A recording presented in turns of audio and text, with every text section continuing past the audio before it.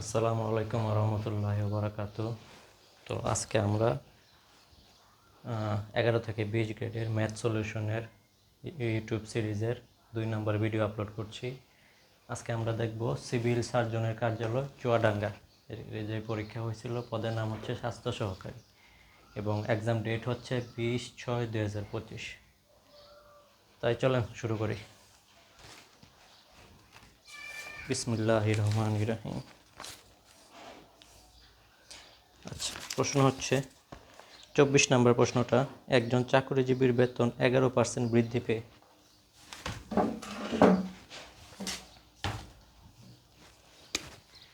24 নম্বর, একজন চাকরিজীবীর বেতন 24% বৃদ্ধি পেয়ে একজন চাকরিজীবী 11%, 24 না 11%, 11% বৃদ্ধি পেয়ে এত টাকা হলে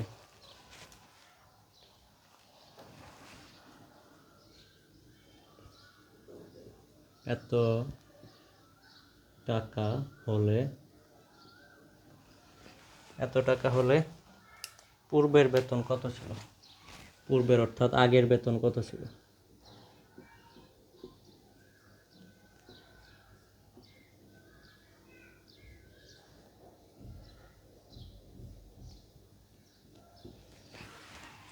একজন চাকরিজীবীর বেতন 11% বৃদ্ধি পাইছে এবং বৃদ্ধি পাওয়ার পর একক দশক শতক হাজার অযুত লক্ষ, একক দশক শতক হাজার অযুত লক্ষ 2,22,000 টাকা হলে পূর্বের বেতন কত ছিল? 3টা শূন্য না, এখানে একটা শূন্য। হ্যাঁ, আমি বলতেছি এত টাকা হলে পূর্বের বেতন কত ছিল।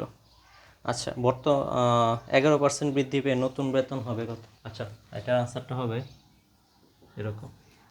আচ্ছা, 11% যদি বৃদ্ধি পায়, বৃদ্ধিতে নতুন বেতন, আগের বেতন ছিল ধরলাম 100, তার সাথে 11% বাড়ছে অর্থাৎ প্লাস হবে, টোটাল 111%। তো নতুন বেতন হচ্ছে 111% বা বর্তমান বেতন যেটাই হোক। তো বর্তমান বেতন যদি 111% হয়, ঐকিক নিয়মে বর্তমান বেতন যদি 111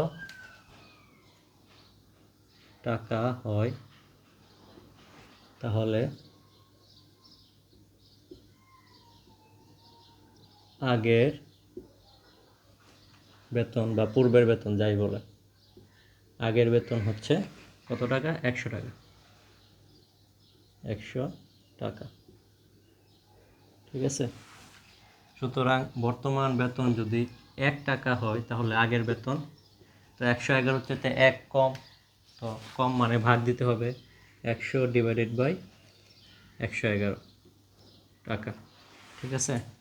সুতরাং বর্তমান বেতন যদি, এই যে প্রশ্ন দেওয়া আছে 22200 টাকা হয়, তাহলে আগের বেতন 1 টাকা হলে যত হবে? 22200 হলে বেশি হবে স্বাভাবিক।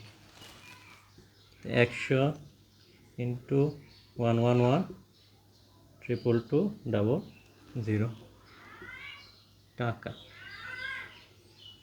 আচ্ছা, এখানে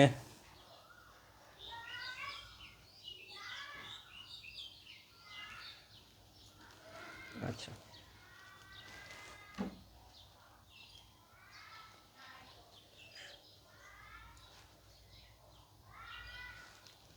এখানে ইকুয়েশনটা ইজি। এই যে 111 দুগুণে 222, এইটা দুইটা শূন্য থাকবে, লিখলাম 2-এর সাথে 2টা শূন্য প্লাস 100 গুণ, সুতরাং 100-র সাথে এই 2টা শূন্য জাস্ট বসাই দিলেই হবে। একক দশক শতক হাজার অযুত, তাহলে 20,000 টাকা। সুতরাং বর্তমান বেতন যদি এত টাকা হয়, 22,000 টাকা হয়, 22,200 টাকা হয়, তাহলে আগের বেতন ছিল 20,000 টাকা। এটাই আমাদেরকে বের করতে বলছে। আনসার হচ্ছে এই যে 2-এর পরে যতটা শূন্য থাকে বসে দেবেন, 1 2 3 4 টাকা। ঠিক আছে, এটাই হচ্ছে আনসার। আশা করি বুঝতে পারছেন। আচ্ছা, যারা যারা ম্যাথটা করবেন বোর্ডে থেকে তুলতে পারেন, অথবা ভিডিওটা পজ করে আপনারা খাতায় তুলে নেবেন। আমি নেক্সট ম্যাথে যাই। আর ভাই, আমার এই কোর্স কিন্তু যারা মোটামুটি ম্যাথ পারেন বা ম্যাথের বেসিক আছে মোটামুটি, বা যারা 9-10-এ ম্যাথ পারতেন, বেসিকে খুব বেশি ঝামেলা নাই তাদের জন্য। কিছু কিছু জায়গায় হয়তো ঝামেলা থাকতে পারে, বাট খুব বেশি যাদের ঝামেলা নাই তাদের জন্য এই কোর্সটা। কিন্তু কেউ যদি একেবারে ম্যাথে কাঁচা হন অথবা বেসিক যদি একেবারে না থাকে, তবে ভাই আমার কোর্সটা করে লাভ নাই, কারণ আমি এখানে খুব তাড়াতাড়ি ম্যাথগুলো সলভ করার ট্রাই করি।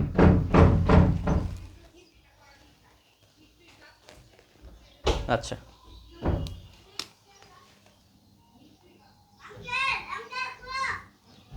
25 নম্বর ম্যাথ। একটি তেলপূর্ণ পাত্রের ওজন 42 কেজি। পরবর্তী প্রশ্ন হচ্ছে, একটি তেলপূর্ণ পাত্রের ওজন 42 কেজি। 25 নম্বর অঙ্ক। একটি তেলপূর্ণ পাত্রের ওজন 42 কেজি। 42 কেজি। এবং অর্ধেক তেলপূর্ণ পাত্রের ওজন 30 কেজি।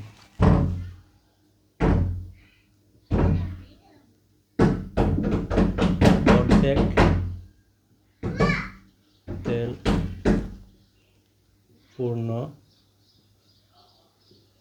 পাত্রের ওজন কত দেওয়া আছে? 30 কেজি হলে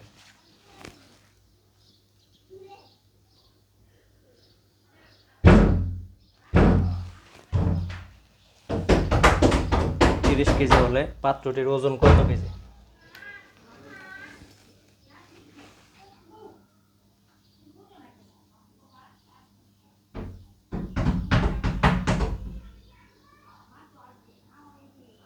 পাত্রটির ওজন কত কেজি?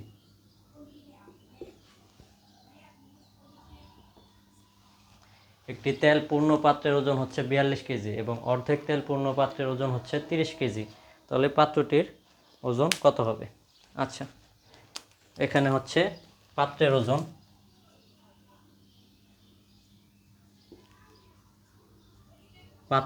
অর্থাৎ যে যে যে জিনিসটাতে পানি আছে, আচ্ছা তেল আছে, পাত্রের ওজন প্লাস 1 অংশ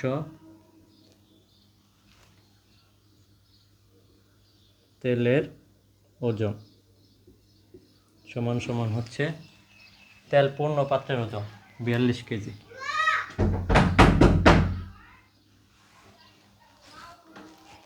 আচ্ছা, আবার 2 নম্বর শর্ত অনুযায়ী অর্ধেক তেলপূর্ণ পাত্রের ওজন, তার মানে হচ্ছে পাত্রটা তো ঠিকই থাকবে, পাত্রের ওজন, আর এখানে অর্ধেক তেলপূর্ণ, অর্ধেক মানে হচ্ছে হাফ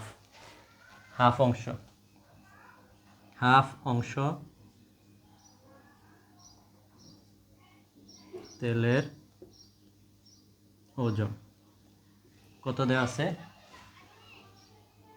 30 কেজি। ঠিক আছে, এখন আমি যদি বিয়োগ করে দিলে পাত্রের ওজন তো আর চেঞ্জ হয় নাই, তাহলে এটা আর এটা কাটা যাবে। ঠিক আছে, আর 1 অংশ আর হচ্ছে 1 অংশ তেলের ওজন আর হাফ অংশ তেলের ওজন, তাহলে 1 বিয়োগ হাফ অংশ তেলের ওজন, আমি কিন্তু বিয়োগ করতেছি, তো 42 থেকে 30 গেলে কত? 12 কেজি। অর্ধেক তেলের ওজন যদি 12 কেজি হয় তাহলে সুতরাং এটাকে এইভাবেও লেখা যায়, একই কথা। 1 থেকে হাফ বিয়োগ দিলে হাফই হয়, হাফ অংশ লিখে দিলে ভালো। তেলের ওজন 12 কেজি, সুতরাং 1 অংশ। অর্ধেক তেলের ওজন যদি 12 কেজি হয় তাহলে পুরোটার অংশ বেশি হবে, সুতরাং 12 গুণ 2 কেজি। 12 দুগুণে হচ্ছে 24 কেজি। ঠিক আছে, তাহলে এটাই হচ্ছে আনসার। পাত্রটির ওজন, পাত্রের ওজন চাইছে, তাহলে 1 অংশ তেলের ওজন হচ্ছে 24 কেজি। এখন তেলের ওজনের সাথে বাকি যে কোনো একটা বিয়োগ দিয়ে দিলেই হবে। এটাই চাইছে নাকি পাত্রটির ওজন কত?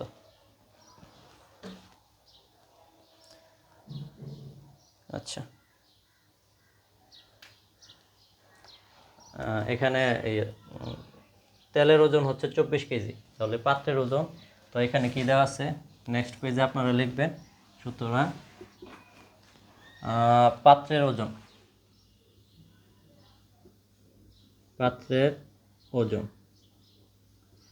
তো পাত্রের ওজন প্লাস তেলের ওজন ইজ ইকুয়াল টু 42। ঠিক আছে, এখান থেকে যদি আমি তেলের ওজনটা অর্থাৎ 24টা বিয়োগ দিয়ে দিই তাহলে পাত্রের ওজন বের হবে।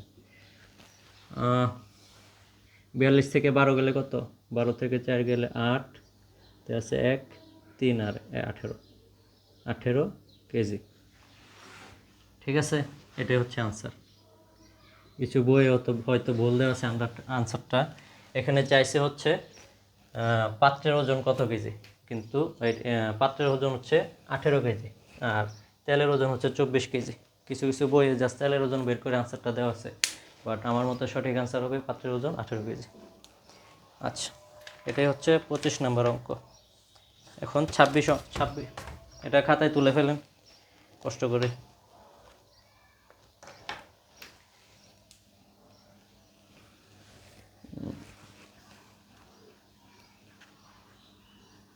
আর আমার কোর্সটা কিন্তু ভাই সম্পূর্ণ ফ্রি কোর্স, ইনশাল্লাহ। সবগুলা 11 থেকে 20 গ্রেডের যে ম্যাথ সমাধান আছে জব সলিউশন থেকে, ওইখান থেকে আমি দেবো। আপনার যে কোনো জব সলিউশন বই ফলো করতে পারেন লিখিতর জন্য। প্রশ্ন তো সেমই, প্রশ্ন তো আর চেঞ্জ নেই। আর সমাধান আমার ভিডিও থেকে দেখে নিতে পারেন। আর এটা সম্পূর্ণ ফ্রি, কোনো টাকা পয়সা আপনার দেওয়া লাগবে না। আচ্ছা, উৎপাদকে বিশ্লেষণ করুন। x² প্লাস 14x প্লাস 45, এটা হচ্ছে 26 নম্বর অঙ্ক। x² plus 14x plus 45, x² plus 14x plus 45, এটা দেখে বোঝা যাইতেছে যে এটা মিডল ফ্যাক্টর অঙ্ক। তো মিডল ফ্যাক্টর করলে কি হবে? আমার টার্গেট কি 14 তৈরি করা। আপনি যদি এভাবে ভাঙেন 45কে 3 দ্বারা ভাঙলে 3 ওকে 3 আর 15, 3 5 15, আবার 3 দিয়ে ভাঙলে 3 5 15, শেষ। ঠিক আছে, হ্যাঁ। তো এটা গুণ দিলে হয় 9, 3 তিরিকা হচ্ছে 9, এটা হচ্ছে 5, 9 যোগ 5 কত হবে? 14। আচ্ছা, এখন দেখেন মিডল ফ্যাক্টরটা আমরা কীভাবে করতেছি। এটা কিন্তু রাফ, এটা আবার গণিতের অংশ না, এটা রাফ। ঠিক আছে, আচ্ছা, x² মধ্যে থাকবে, তারপর হচ্ছে 9x, তারপর হচ্ছে 5x প্লাস 45। আচ্ছা, এখান থেকে কি কমন যায়? x কমন যায়। x কমন গেলে এখানে 2টা x ছিল, একটা x বের করে নিছি, তাহলে একটা x থাকে, প্লাস এখানে 9টা থাকে, 9 প্লাস চিহ্ন কমন নিলাম, তারপর আবার 5 কমন নিলাম, তারপর আবার x প্লাস 5 9 45, 45কে 5 দিয়ে ভাগ দিলে 9, তাহলে x প্লাস 9 আর x প্লাস 5, এটাই আনসার। এই অঙ্কটা সহজই ছিল, মোটামুটি মোটামুটি না, বেশ সহজই ছিল। আচ্ছা, এটা খাতায় তুলে নেন কষ্ট করে, আর আমি নেক্সট ম্যাথে যাচ্ছি সময় নষ্ট না করে।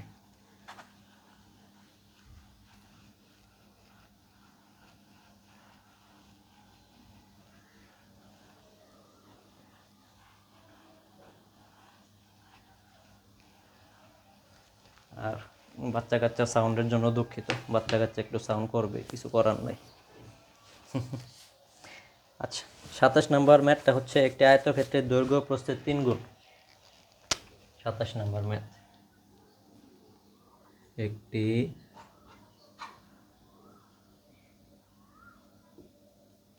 আয়তক্ষেত্রের দৈর্ঘ্য প্রস্থের 3 গুণ।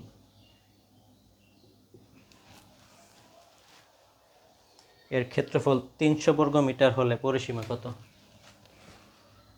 এর ক্ষেত্রফল 300 বর্গ মিটার অর্থাৎ m স্কয়ার হলে পরিসীমা কত?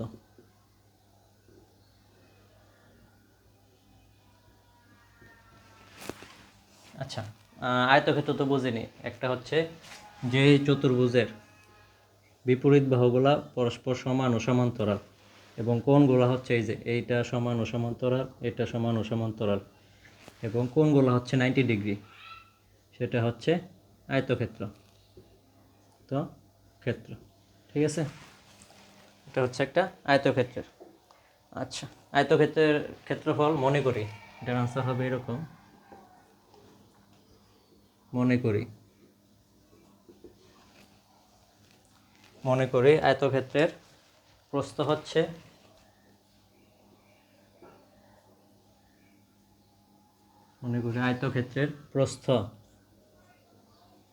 টু x মিটার, ঠিক আছে। সুতরাং দৈর্ঘ্য বলা আছে দৈর্ঘ্য প্রস্থের 3 গুণ, দৈর্ঘ্য হবে কত? 3 গুণ x equal to 3x metre. সুতরাং ক্ষেত্রফল, আয়তক্ষেত্রের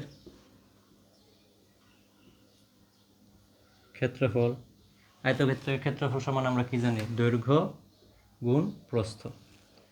আচ্ছা, দৈর্ঘ্য কত দেওয়া আছে এখানে? 3x ইন্টু প্রস্থ কত দেওয়া? x, সুতরাং 3x স্কোয়ার m স্কোয়ার। এটা হচ্ছে আয়তক্ষেত্রের ক্ষেত্রফল। আচ্ছা, আয়তক্ষেত্রের ক্ষেত্রফল আবার এক্সাক্ট ভ্যালু দেওয়া আছে প্রশ্নে যে 300 m স্কোয়ার। সুতরাং শর্ত মতে 3x স্কোয়ার ইকুয়াল টু 300, সুতরাং x square equal to 300 divided by 3, সুতরাং x ইকুয়াল টু ওই যে 300কে 3 দিয়ে ভাগ দিলে 100, রুট ওভার 100। রুট ওভার 100-র আনসার কি? এই যে একটা শূন্য চলে যাবে, 10। তাহলে x এর ভ্যালু কত আসতেছে? 10। আচ্ছা, আয়তক্ষেত্রের পরিসীমার কনসেপ্টটা হচ্ছে কোনো চতুর্ভুজের 4টা বাহুর যোগফল হচ্ছে পরিসীমা। এখানে দৈর্ঘ্য আছে 2টা, প্রস্থ আছে 2টা, সুতরাং নেক্সট পেজে যাবেন। আয়তক্ষেত্রের পরিসীমা, এটা সূত্র হচ্ছে 2 ইন্টু দৈর্ঘ্য যোগ প্রস্থ। 2 গুণ দেওয়া হয়েছে কারণ এখানে দৈর্ঘ্য 2টা আছে, প্রস্থ 2 দিকে 2টা আছে। আচ্ছা, এখানে x এর ভ্যালু, আচ্ছা এখানে বাকি আছে গাছ, এখানে x এর ভ্যালু আমরা কত পাইছিলাম? আয়তক্ষেত্রে প্রস্থ হচ্ছে, সুতরাং এখানে বের করে নিই, প্রস্থ হচ্ছে 10 মিটার, দৈর্ঘ্য হচ্ছে এই যে 3x, 3 into 10 equal to 3 10 30 metre, ঠিক আছে। তাহলে আয়তক্ষেত্রে প্রস্থ হচ্ছে 10, দৈর্ঘ্য হচ্ছে 30, মানগুলো জাস্ট বসিয়ে দিই। 2 ইন্টু দৈর্ঘ্য কত বের করছি? 30, প্লাস প্রস্থ কত বের করছি? 10, 2 ইন্টু 30 যোগ 10 কত? 40, 40 দুগুণে কত? 80 মিটার। পরিসীমার বেলা আবার স্কোয়ার দিবেন না, কারণ ক্ষেত্রফলের বেলা এককের সাথে বর্গ কথাটা অ্যাড থাকে, সেজন্য স্কোয়ার দেই আমরা। আর পরিসীমার বেলা বর্গ না, জাস্ট 4টা বাহুর যোগফল, সেজন্য যে একক আছে ওইটাই, মিটার থাকলে মিটার, সেন্টিমিটার থাকলে সেন্টিমিটার, বা যা আছে সেটা স্কোয়ার দেওয়া যাবে না। সুতরাং আয়তক্ষেত্রের পরিসীমা আমরা কত পাইলাম? 80 মিটার। এটাই আনসার, এটাই হচ্ছে আনসার। তো মোটামুটি আজকের ম্যাথগুলো এটাই। সিভিল সার্জনের কার্যালয়, চুয়াডাঙ্গা, স্বাস্থ্য সহকারী পদের যে পরীক্ষাটা 20/6/2025 হয়েছিল, সেটার ম্যাথ সলিউশন হচ্ছে অনেকটা এরকম। ইনশাল্লাহ নেক্সট ক্লাসে আমরা আরেকটা কোনো এক্সামের, খুব সম্ভবত বেসামরিক বিমান পরিবহন ও পর্যটন মন্ত্রণালয়, ওইটার সলিউশন দেওয়ার ট্রাই করব। আর কোনো যদি কোশ্চেন থাকে কমেন্টে করতে পারেন। আর আমার ইউটিউব পেজে আপনারা এই যে ইউটিউব পেজটা খুঁজে পাবেন এইভাবে, সার্চ বারে যাবেন, সার্চ বারে গিয়ে @নুরুর রাব্বি, NURUR, নুরুর, একসাথে সবগুলো ছোটো হাতের, RABBI, এই নামে সার্চ দিলেই আশা করি ইউটিউবে আমার চ্যানেল পাওয়া যাবে। ঠিক আছে, তো আজকের মতো এটুকুই। কোনো প্রশ্ন থাকলে অবশ্যই করতে পারেন, আর ম্যাথগুলো করেন, খুব বেশি কঠিন না, জাস্ট প্র্যাকটিস দরকার। ওকে, বাই, আসসালামু আলাইকুম।